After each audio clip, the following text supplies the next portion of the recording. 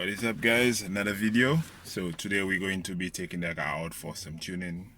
As you saw in the last video, the car or pretty much is already started. Wiring is done. The only issue I have thus far is my air intake temperature sensor. For whatever reason, it decided not to work, but that's neither here nor there. We can do without that for now. So to start off with, I'm going to show you how I arrive at my base map, what I do, and then we'll just take it from there. So stay tuned. Okay, so we started off with the Speeduino base map, and this is essentially what you would need to get a car started. It's when you download the firmware, it's in the bundle, and you'll start off with this. So a few things you need to change. Okay, we'll start up here. You would need to change your required fuel, right? So this is mine.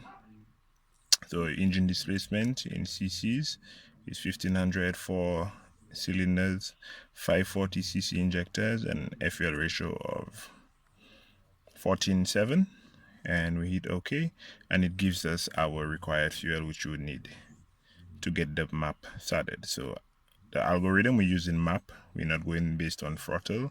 2 squirts alternating. You can experiment with this. You can go 2 or 4 squirts, but generally 2 squirts alternating works best for most setups. 4-stroke engine, 4 cylinders, and port injection, 4 injectors, even fire. All of this remains the same. Injector layout, in my case, sequential injection. My board layout, I'm not using a V0.4, I'm actually using you scroll down a bit, UA4C, right? And that's about it. So you would hit burn if you connected to the ECU. Then we go back on the settings. On the hair, if you have your injector data, you would get your pulse width. I intend on making a separate video on that, but for now you can keep it at 1.0. And then your injector duty limit, 90%. That's safe for most setups and most injectors. Then we go here, the all-important trigger settings. So based on what your car has, you would set this up for that. Trigger is what the ECU would use to get a sense of what distributor or crank trigger wheel you have on your car, and it's going to use that to compute the signals to get an RPM. So there are many different patterns already, some of them already pre-done.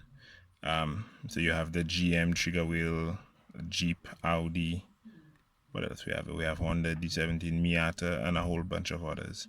In my case, I'm using a distributor, but in the distributor, I'm simply using one of the 24 teeth gears. So with one tooth missing, so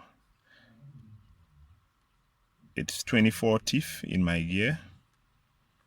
So we're gonna enter 24 here, and right here it's at cam speed, so it's 24 teeth at cam speed. The cam speed spins at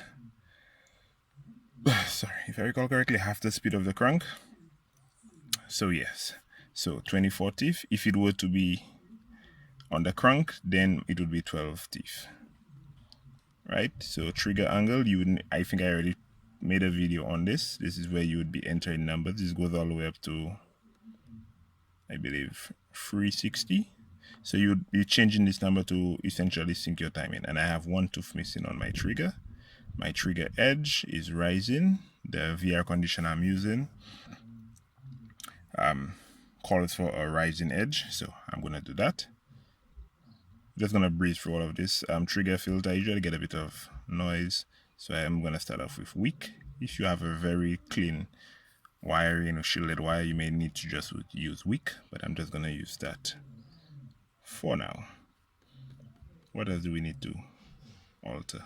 You can leave this for alone. Let's go on the hair. On the hair, I usually turn off the fuel ratio corrections. So we go here, no corrections. So if you're in initial tuning, you don't want the ECU trying to correct a fuel map which is way out of whack. So we do that. We're gonna try to make this really quick, guys. The limiters, this is the stock. I think it has a 6500 RPM limit. You don't need to play with that for now. This would be your target table. This is the default target table. It's not bad, but we're gonna leave this alone for now. Okay, we go on the spark settings. We're using the ignition load source, the map as the ignition load source, so we have that. My car is going to be wasted spark, so I'm going to leave that. Cranking advance, this is generally between 5 and 8 degrees based on the cars.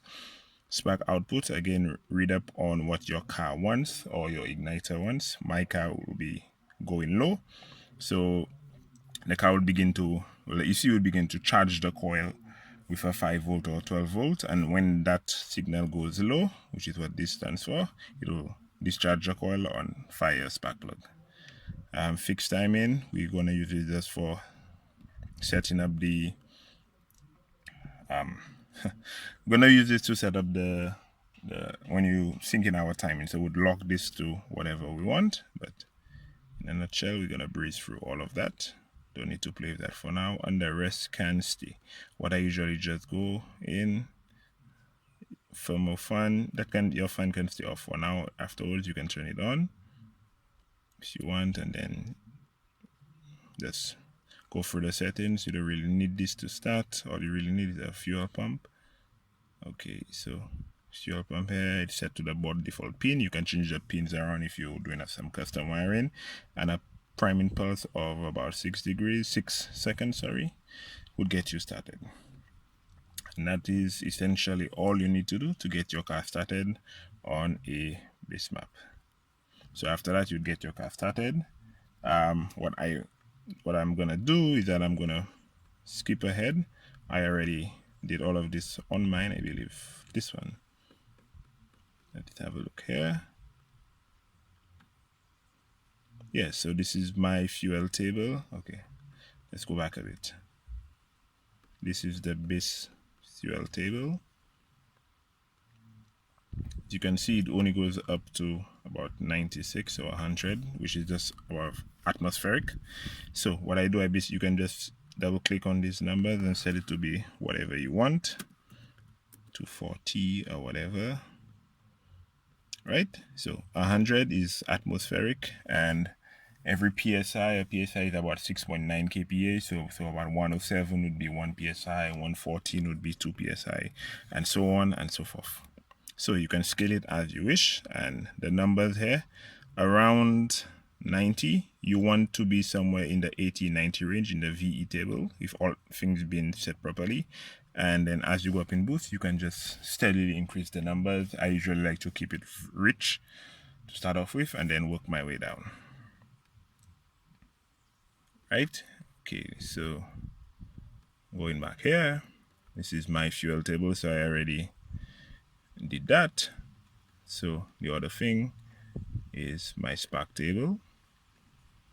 This is my spark table. This is custom. I usually start off very soft to begin with, and then I work my way up. This is the one you would be beginning with Speeduino, which is perfectly fine to get started, and after that you can adjust it to your individual setup. It's very, very, very soft. As you can see, you'll only be getting about 10 degrees at full advance. So I highly doubt your car will blow up at that point. So we're gonna skip ahead. Now you know how I got to my point. I already synced my timing and everything. You can search through my previous videos and you will see how I show how I sync timing and whatnot. But right now we're gonna skip ahead to me actually driving my car. It's on a base map. It's gonna be pretty rich, and I think my wastegate is set to 5 pounds. My boost control is off, so we're gonna skip ahead to that, and then we're gonna go on the road and do some actual tuning. Okay, so in a previous video I already showed how I got idle going, so I'm gonna link that down in the description. But for now, my car is idling about 13 air fuel ratio because it's cold. I'm gonna allow it to warm up, and then I'm gonna take it out for a drive, and then we're going to do the actual road tuning. I think it's on 5 pounds, so we're just gonna try and clean up the map a bit, drivability and whatnot. And this is pretty much going to be the car's maiden voyage. So since the new power plant and reinstallment of the turbo setup, so We're not looking to do any high power runs today, just a basic shakedown and some tuning videos. Sorry that my laptop is really dirty, yeah, but we're just gonna work through that, right? Alright, we're gonna cut to when the car is fully warmed up from here. Okay, so as the car warms up, I'm gonna take this opportunity to explain something to you. Okay, so if you tune in on your own, well, what tuning basically is, you'll basically be adjusting your VE table, which is what they call a fuel table, so that your car achieves an fuel ratio with whatever fuel ratio you choose to target. That's completely up to you. You can read up on what fuel ratios works best for your motor in your environment, your temperature, your form of racing. Some may say rich, some may say lean. That's completely up to you. But we basically adjusting this fuel table on here. On the y-axis we have load in kilopascals.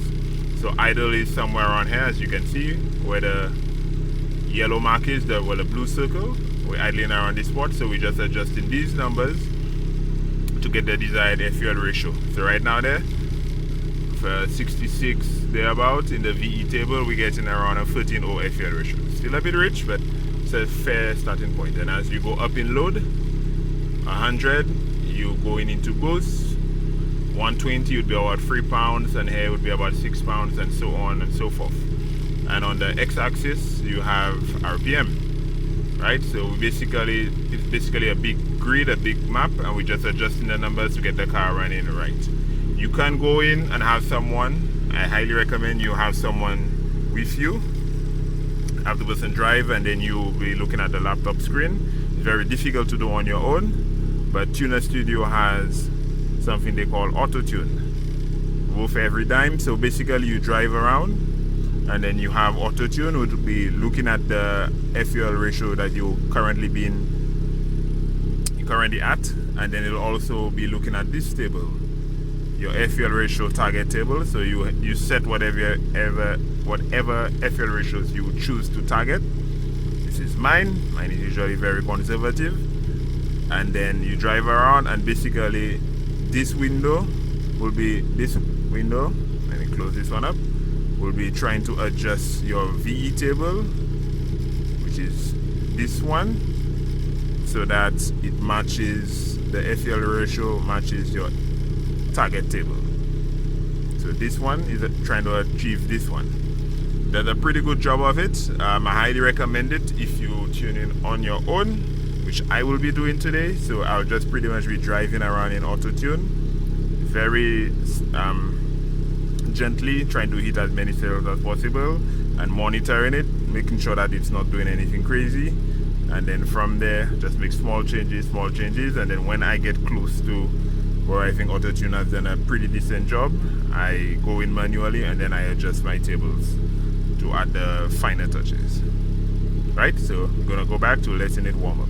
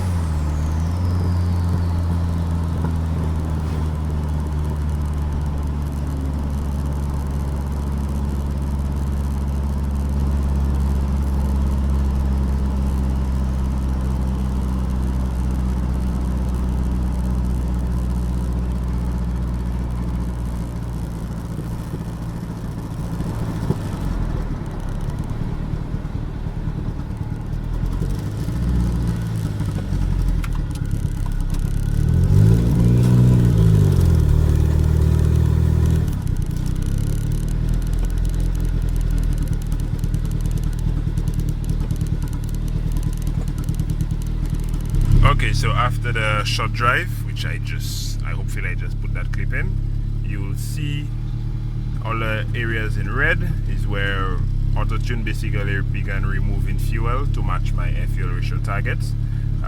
These cells you see here, well, from here going all the way to the corner around my idle, you shouldn't let auto-tune correct for idle for you. I usually do that manually. And down here is deceleration. The car usually runs lean in that point. You should not focus too much, so I lock it off and then I do it manually. So if not, auto-tune will be trying to add fuel in the bottom here for you. In addition to that, you can also just increase your minimum RPM to something above that, and your minimum load, where is it? Minimum load to something above 20 to prevent auto-tune from doing that, or you can lock it. You can work either way. So after the quick tune, you can see my car you haven't seen any blue. For instance, if I add some fuel here, you'll see blue. So it hasn't added any fuel. So the table, like I said, is always wise to start off rich and retarded, and then from there you let auto-tune trim out some fuel. So I'm just going to drive around a bit, some more, and then auto-tune will be trimming down some fuel, and then when I'm satisfied, I'm not sure if I'm going to go all the way with this video because it's going to probably take a good while. Usually takes easily 3-4 hours just to get a map perfectly dialed. Well, the VE table anyways. So we're going to do another pull, drive home, and then review the data. Okay, so back by the house. Tune had to be cut short because if you see here, it's missing a downpipe. My downpipe is right here, so the downpipe ended up falling off. As you can see, it has some collateral damage, so it dragged on the road a bit. Basically, one of the bolts broke off. Should have three studs. We have one stud here, should have a second here, and I have a bolt going through here. This one broke off, so, and the nut for this one is missing, so I lost my downpipe on the road. I had to go back to get it. So tuning is cut short, so I'm going to need to address that. But let's go to the inside and then we'll show what we did so we can wrap up the first part of this video. Okay, and basically this is what we ended up with. You can see in the map, the VE table, all the auto-tune basically did not add any fuel anywhere, so the map was on the rich side, so I basically hit all these cells. This area here, it's pretty much already tuned, plus like I said, I locked it out so Tuner Studio cannot adjust this. So I basically hit for anywhere from off idle to about, I would say, 3 pounds of boost, and I only went up to about 4,000 RPM, and Tuner Studio kept pulling out fuel. So the next step is to continue driving. What I just saw a fuel ratio still on the rich side, so I have Tuner Studio trimming out a little at a time, basically trying to achieve our target fuel ratio. So we're going to continue at a later date after the downpipe is repaired, and we're going to try to cover a bit in this area. It's a bit difficult to get here, low or high vacuum, high RPM. It's a bit difficult. Some of these numbers we're just going to have to guesstimate based on the sequence. So if we see 60s going up to high 60s, 70s, you may not be able to hit the corner here. So you might just need to fit a number which you find suitable. And then from there, we're going to take it up into boost. So we're going to be targeting up till here, which is 5 psi, 5/7 is roughly 35. So about 135 kPa, which is what we're going to be doing. And then from there, we're just going to be slowly raising the boost and see where it ends up. Alright, so before this gets too long, I'm going to wrap it up. Let's call this part 1. I'm not sure the title of the video, but it's part 1 of whatever title we decide to call it. So again, thanks for watching. Probably a bit long, but I'm going to catch you guys on the next one. Till then, stay safe, guys.